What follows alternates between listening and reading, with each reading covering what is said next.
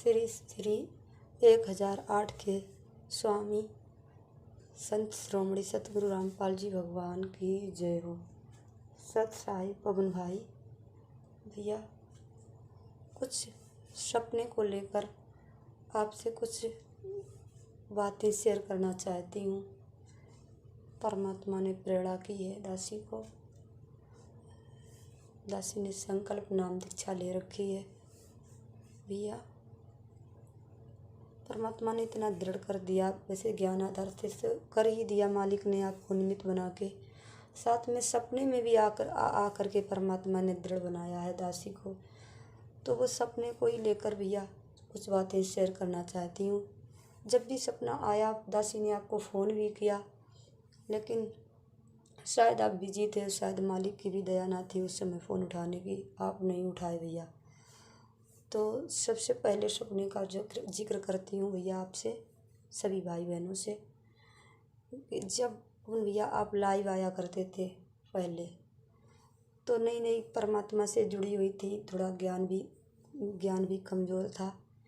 तो कुछ बातों को लेकर शंका हो जाती थी कि नहीं भाई ऐसा क्यों बोल रहा है, कुछ कॉमन सेंस के नियमों को लेकर, कुछ अन्य बातों को लेकर ज्ञान की, तो ऐसे मन में शंका हो जाती थी। तो परमात्मा एक दिन आए सपने में, और मतलब कि आप लाइव आ रहे थे और मालिक आपके मतलब सिर पर बैठे हैं भैया परमात्मा। और वह स्वरूप है जो सन 2002 वाला, 1997-98 वाला, उसी स्वरूप में वही वाला स्वरूप है मालिक का। और मालिक आपके शीश पे बैठे हुए हैं।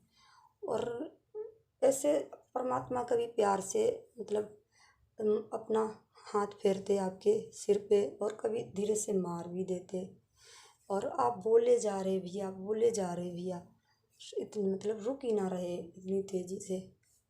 और फिर आंखें खुल गई तो मालिक ने विश्वास दिला दिया कि बेटा, कि ये जो पवन भाई बोल रहा है तेरा, ये मेरे ही कृपा से बोल रहा है, मेरे ही आशीर्वाद से बोल रहा है। मैं ही इसको मतलब आशीर्वाद दे रहा हूँ, तभी ये बोल रहा है लाइव में जो भी जिक्र करता है। परमात्मा ने विश्वास दिलाया। दूसरी बार का सपने का जिक्र भैया, ये साध संगतियाँ भैया स्टार्ट ही नहीं हुई थी कि इसके 1-2 महीने पहले दासी ने स्वप्न में देखा भैया कि कहीं साध संगति हो रही है। साध संगति तो उस समय तो नहीं समझ में आई जब परमात्मा सपने में दिखाए थे मालिक। और सपने में दिखाए मतलब अब समझ में आई, जब साध संगतियाँ स्टार्ट हुई उसके कई 1-2 महीने बाद समझ में आया भैया। तुरंत तो नहीं समझ में आया, कमज़ोर हूँ थोड़ा ज्ञान में। तो परमात्मा ने मतलब आप हो और कुछ भाई बहन हमारे थोड़े से ही बैठे हुए हैं, और जिस तरह और परमात्मा बैठे हुए हैं कुर्सी पर, और आप खड़े हो और माइक में बोल रहे हो, भाई बहनों को समझा रहे हो आप। और रेस्टोरेंट का ये सारा सामान सोशल मीडिया वाला रखा हुआ है वहीं पर साध संगति में ही। और इतना देखा तो मेरे दासी के मन में तो आया स्वप्न में ही कि मालिक ये सब क्या है, गुरु जी बैठे हुए हैं और पवन भैया बोल रहे हैं, ऐसा क्यों है, परमात्मा क्यों चुप बैठे हुए हैं, पवन भैया सारी बातें समझा रहे हैं भाई बहनों को, हम सब मतलब। तो ऐसा दिन जब आंखें खुली फिर भी दिन में भी चलता रहा यही सारी बातें कि परमात्मा चुप बैठे थे, ये सब क्या सपना देखा। तब भी भैया दासी ने आपको फ़ोन किया, आप नहीं उठाए। मैसेज भी किया, मैसेज तो नहीं किया, फ़ोन ही किया भैया, नहीं उठाए आप। चलो वो भी निकल गई, मैंने कहा होगी कुछ परमात्मा की रजा, मालिक जाने। फिर जब भैया ये स्टार्ट हुई साध संगतियाँ, जब साध संगतियाँ स्टार्ट हुई तो परमात्मा ने तो आपको ही सेवा दे रखी है बोलने की, भाई बहनों को समझाने की, आप समझाते हो। और फिर परमात्मा का वो सत्संग सुनाए आप कि जहाँ मेरी महिमा होती है वहाँ मैं गगन करंत, जहाँ वो तो नंगर अमान है जहाँ मेरे प्यारे संत। जहाँ मेरी महिमा होती, मतलब मैं पहुँच जाता हूँ। तो शायद परमात्मा ने वो साथ संगति वाला ही मालिक ने दिखाया था सपना। तो पवन भैया, जब भी साथ संगतियाँ जहाँ भी होती हैं, परमात्मा पर विराजमान होते हैं, मालिक बैठे रहते हैं, सभी को देखते रहते हैं। मालिक ने पहले ही सपने में दिखा दिया मेरे को। तब मेरे को समझ में आया कि ये हाँ, परमात्मा ने साथ संगति के लिए संकेत किया था। उसके बाद तीसरी बार का सपना भैया, तीसरी बात का ये सपना भैया, जब आपने वो एक पोस्टर बताया था पीला वाला, परमात्मा की ज्ञान प्रचार वाली सेवा के लिए, जो मतलब पीला वाला सा बनाया था परमात्मा की ज्ञान प्रचार की सेवा के लिए। तब भी परमात्मा भैया एक दिन पहले परमात्मा आए, दो दिन पहले भैया परमात्मा आए सपने में। दासी ने देखा, मतलब और आप हो, और आपके साथ एक और भाई है जिसको मैं पहचानती नहीं। उस भाई को और दासी है, और परमात्मा वहीं पर प्रकट हो गए जहाँ हम भाई बहन थे। और मालिक आपसे बोले कि बेटा थोड़ा बड़ा सा पोस्टर बना, और बोले और खूब बढ़ चढ़ कर सेवा कर बेटा, अब समय आ गया है तेजी से ज्ञान प्रचार करने का, खूब बढ़ चढ़ के सेवा कर, ऐसे बोले परमात्मा। बस दासी की आँख खुल गई। तो मैं समझ ना पाई कौन सा पोस्टर कौन सा वाला नहीं भैया। तो भैया मैंने आपके पास एक ऑडियो भी मतलब भेजी थी इसी सपने को लेकर, आप शायद बिजी थे, नहीं देख पाए। चलो ठीक है, पता नहीं। तो तीसरे दिन भैया आप लाइव आ गए। तो लाइव में उसी ज्ञान वाले उस पोस्टर को लेकर आपने जिक्र किया था कि पोस्टर एक बना रहे थे, परमात्मा के ज्ञान आदर्श बना रहे हैं सेवा करने के लिए, ज्ञान प्रचार की। तो मालिक ने वो भी चेता दिया कि जो कुछ करवा रहे हैं उस पवन दास भाई से हम ही करवा रहे हैं।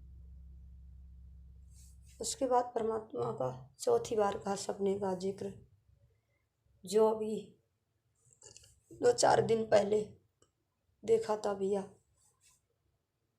जो मतलब परमात्मा दासी के घर पे आए और आप हो, परमात्मा आपसे कुछ बोल रहे हैं। अब सपने में तो कुछ बोल रहे थे, थोड़ा थोड़ा याद भी था सपने में जब देख रहे थे, लेकिन जब सुबह आंखें खुली तो नहीं कुछ याद रहा कि मालिक क्या कर रहे थे आपसे। और आप यूं नीची गर्दन किए हुए, बिल्कुल परमात्मा से नजरें नहीं मिलाए, बिल्कुल ही नीची गर्दन करे हुए थे, आधीनी की तरह मालिक के आगे खड़े थे, और मालिक आपसे बोल रहे थे। और आप परमात्मा की सारी बातें गर्दन हिला हिला के, मतलब नीचे की हुई गर्दन स्वीकार कर रहे थे सारी। तो मैंने तो समझ ना पाए, और इस सपने का जिक्र मैंने एक रीमा बहन है सिद्धार्थनगर की, उससे जिक्र किया था कि मैंने बहन ऐसे ऐसे स्वप्न में देखा। तो बहन ने तो कहा याद नहीं समझ पाए थोड़ा।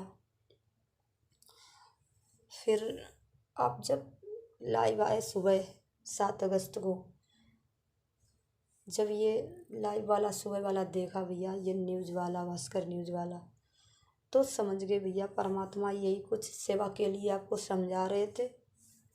और दासी को बहुत खुशी हुई भैया, और परमात्मा ने सपने में भी आ करके दृढ़ किया दासी को, ज्ञान आधार से परमात्मा ने दृढ़ कर ही दिया।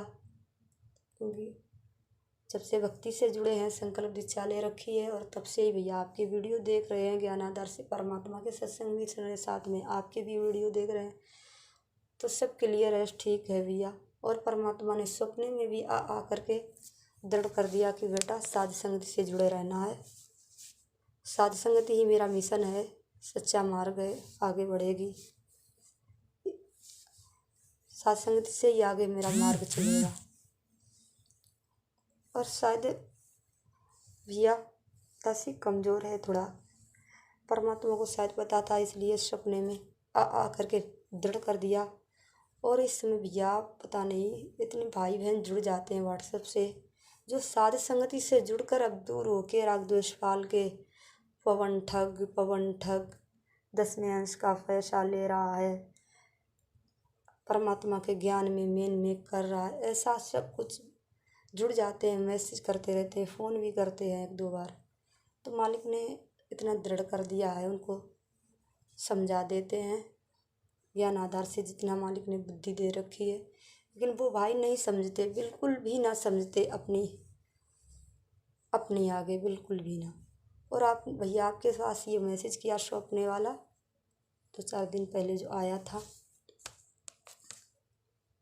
और तो जो मैसेज किया तब भी आज एक भाई का फ़ोन आया और बोला कि क्या सपने में कब से जुड़े हो पवन दास से। मैंने कहा कब से, जब से मालिक के भक्ति में लगी हूँ तब से भाई के वीडियो देख रही हूँ, सब कुछ सही है, मालिक के ज्ञान आधार से सब कुछ ठीक बता रहे हैं। और सपने में आए थे परमात्मा गुरुजी आपके, क्या बताए थे, हमने आपका मैसेज देखा था, ऐसे बोला भाई।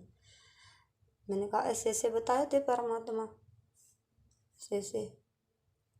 फिर वह भाई बोलने लग गया, वो तो पवन वो ठग है, 10वें अंश का पैसा ले रहा है और पता नहीं क्या क्या। तो मैंने उससे कहा भाई से ही बात करो, इस मामले में मेरे से क्यों कर रहे हो। आपको लग रहा है कि वो 10वें अंश का पैसा ले रहा है, ठग रहा है, तो उस डायरेक्ट भाई से ही बात करो ना, मेरे से क्यों कर रहे हो भाई।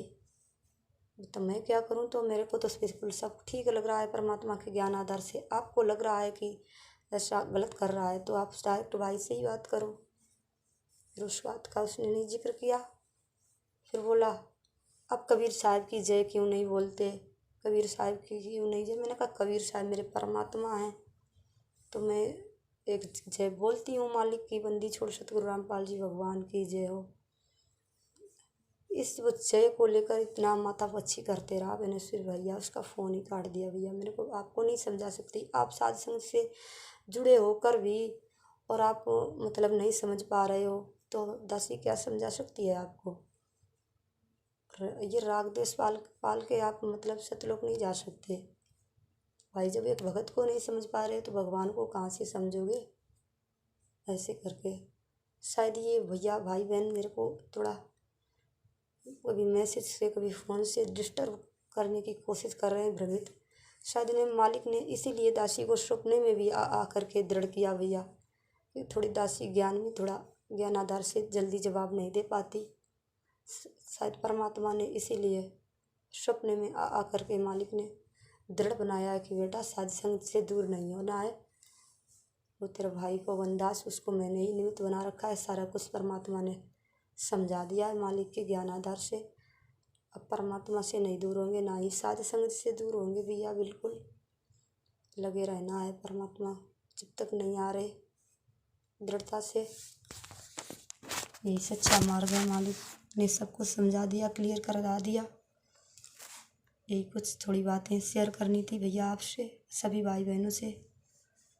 सत साहिब श्री श्री 1000 के स्वामी 1008 के स्वामी संत श्रोमणी सतगुरु रामपाल जी भगवान की जय हो। सत साहिब।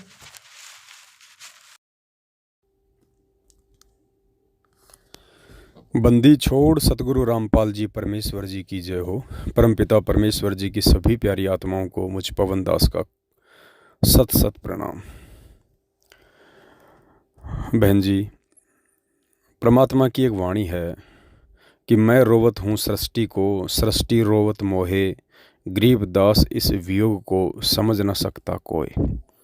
जब समय रहता है उस समय जीवात्माएं नहीं जागती हैं, वाद विवाद करती हैं, फालतू का तर्क वितर्क करती हैं, मीन मेख निकालती हैं, मन में दोष पैदा कर लेती हैं काल प्रेरणा से। और जब वे महापुरुष यहाँ से चले जाते हैं उसके बाद उन्हें पूर्ण परमात्मा का दर्जा दे के, उनके नाम के आगे सैकड़ों उपाधियाँ लगा के, उनकी मंडी बना के, मंदिर बना के चढ़ावे चढ़ाती हैं, मन्नतें मांगती हैं। फिर क्या मिलेगा? कुछ नहीं। पिछले 27 वर्षों से यही स्थिति परम पूज्य सतगुरु रामपाल जी भगवान के साथ हो रही है। भगवान आके और हमें समझा रहा है, हमारे भले की कह रहा है, आत्म कल्याण का मार्ग दिखा रहा है। और हम नीच क्या कर रहे हैं उनके साथ में? जगत का तो दोष ही क्या है, बेचारों को ज्ञान नहीं है, वो तो कुछ भी कर सकते हैं। 10-10 साल से गुरुजी से सारनाम तक लेके लोग बरवाला कांड के बाद उनसे दूर हो गए, दूसरे पंथों में जाके उनके विषय में उल्टा सीधा बोलते हैं, भला बुरा कहते हैं। तो बहन, ये तो इस काल भगवान की प्रकृति का नियम है, गंदा लोक है। यहाँ आप किसी के भले की बात करो तो वो आपसे नाराज़ हो जाएगा। परमात्मा कहते हैं ना, गधे की आंख में घी डालो तो वो सोचेगा मेरी आंख फूट रहा है। तो वो स्थिति है यहाँ पे। इस काल के लोक में यदि आप किसी का भला सोचोगे तो वो सोचेगा कहीं ना कहीं इसका कोई स्वार्थ है, वरना बिना स्वार्थ के कौन भला ऐसा करता है। जबकि उन्हें पता नहीं कि परमेश्वर के मार्ग में जो परमार्थ के कार्य होते हैं उन निस्वार्थ भाव से किए जाते हैं। साधु संत भक्तों का कोई स्वार्थ नहीं होता है, जो वास्तव में साधु संत और भगत होते हैं। तो ये तो कोई बड़ी बात नहीं है बहन जी। दूसरी बात, परमात्मा सब कुछ करने में समर्थ है। परमेश्वर सतगुरु रामपाल जी भगवान को हम जैसे 2 कोटि के जीवों की कोई आवश्यकता नहीं है अपने मिशन के लिए, अपने कार्यों को आगे पहुंचाने के लिए। लेकिन परमेश्वर हमसे भक्ति करवाते हैं हमें यहाँ से निकालने के लिए। तो जाहिर सी बात है, ये छोटी मोटी सेवा परमेश्वर दे के आशीर्वाद उन्हीं का रहता है, शक्ति उन्हीं की काम करती है। बस हमें एक यंत्र की तरह आगे खड़ा करके और हमारे थोड़े बहुत अच्छे शुभ कर्म परमात्मा इस बहाने बनाते हैं। लेकिन इस बात को मूर्ख लोग नहीं समझेंगे। क्या 650 साल पहले वो परमात्मा खुद वेदों के मंत्र उन पंडितों को तोताद्री शहर में जो भंडारा था, क्या नहीं सुना सकते थे? जिस भंडारे में शर्त रखी गई थी कि जो व्यक्ति वेदों के 5 मंत्र पढ़ के सुना देगा उसको ब्राह्मणों के भंडारे में भोजन करने दिया जाएगा, अन्यथा बाहर जो शूद्रों का भंडारा है वहाँ जाके भोजन भंडारा करो। क्योंकि वो नहीं चाहते थे कि कबीर जी, वो समझते थे कि ये जुलाहा जाति से है और ये पंडितों के साथ भोजन करेगा, हमें अच्छा नहीं लगेगा। इसलिए उन्होंने कबीर जी को उस समय साइड में करने के लिए एक ये कंडीशन रखी थी। लेकिन उस समय परमात्मा ने एक भैंसाराम की तरफ इशारा किया और उनको आशीर्वाद दिया, और भैंसे ने संस्कृत में वेदों के श्लोक पढ़े और हिंदी में अनुवाद करके उन पंडितों को सुनाया। क्या बहन जी वो परमात्मा स्वयं वो श्लोक नहीं सुना सकता था क्या? तो ठीक इसी प्रकार सतगुरु रामपाल जी भगवान वर्तमान में भी सब कुछ करने में समर्थ हैं, ये वही परमात्मा है। लेकिन हम जैसे नीचों के थोड़े बहुत शुभ कर्म बनाने के लिए परमात्मा यंत्र की भांति यूज करते हैं। और बहन जी, राग द्वेष ईर्ष्या रखने वालों की कमी ना तो देखो सतयुग में होती है, ना त्रेता में, ना द्वापर में, ना 650 साल पहले थी, ना आज है। जब भगवान के लोग नहीं हो सके, भगवान आके 27 साल से आत्म कल्याण का मार्ग दिखा रहा है, और जब उसमें लोग मीन मेख निकाल सकते हैं तो बहन आप और हम 2 कोटि के जीव हैं, हमारी बातों में तो लाखों लोग मीन मेख निकाल दें, कोई बड़ी बात नहीं है। लेकिन गुरुजी ने साथ में ये भी बता रखा है बेटा कि सर दल दोनों दीन का, मन में दोष न धार, सतगुरु का तो कोई एक है, यो काल का सब संसार। कि बेटा जो मेरे भगत मेरे नहीं हो पाए तो तेरे भगत भाई तेरे कहाँ से हो जाएंगे? ठीक है, जो अधिकारी हंस हैं वो तो कहीं नहीं जाएंगे, वो तो ज्ञान आधार से नीर खीर का निबेरा करेंगे। और जो बकवादी होते हैं ना, जो गुरुजी की शरण में आने के बाद भी नहीं सुधरते हैं, वो बकवादी इंसान होते हैं, वो काल प्रेरित होते हैं, वो अपनी खोटी हरकतों से बाज नहीं आते हैं। तो गुरुदेव ने कहा कि बेटा ऐसे लोगों को देख के नहीं चलना है, जो अच्छी आत्मा है, जो ज्ञान को आधार बना के नीर खीर का निबेरा करती हैं, सोच समझ के आगे चलती हैं, सतगुरु से डर के रहती हैं, ऐसी आत्माओं तक ये संदेश पहुंचने चाहिए। उन आत्माओं के विश्वास को परमात्मा ने दृढ़ करना है, और ऐसे भाई बहनों के लिए ही परमात्मा ने दास की सेवा लगा रखी है।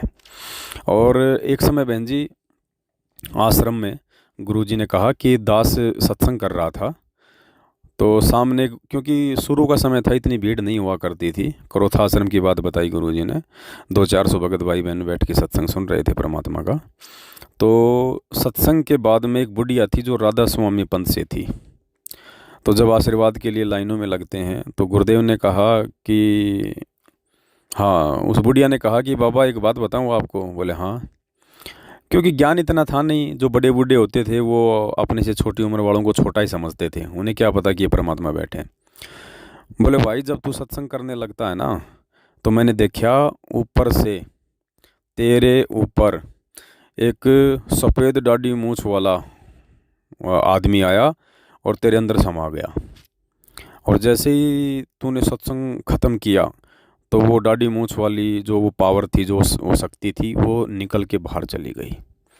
यानी परमात्मा ने जीव की जैसी धारणा होती है, जीव ने जिस रूप में परमात्मा को मान रखा होता है, उसी रूप आधार से परमात्मा उस जीव का भ्रम निवारण करता है।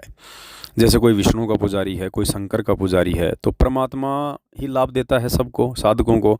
लेकिन जिसकी आस्था जिसमें होती है, उसी इष्ट या गुरु रूप में परमात्मा उसको दर्श करवाता है, उसको आभास करवाता है। तो बुढ़िया की आस्था यही थी कि दाढ़ी मूछ वाला ही भगवान है, तो परमात्मा ने वही दृश्य बुढ़िया को जो है वो दिखा दिया। तो फिर गुरुजी ने कहा कि बुढ़िया अब के विचार है, अब तो नाम ले ले। बोलो ना ना ना, नाम तो मैंने ले रखा है।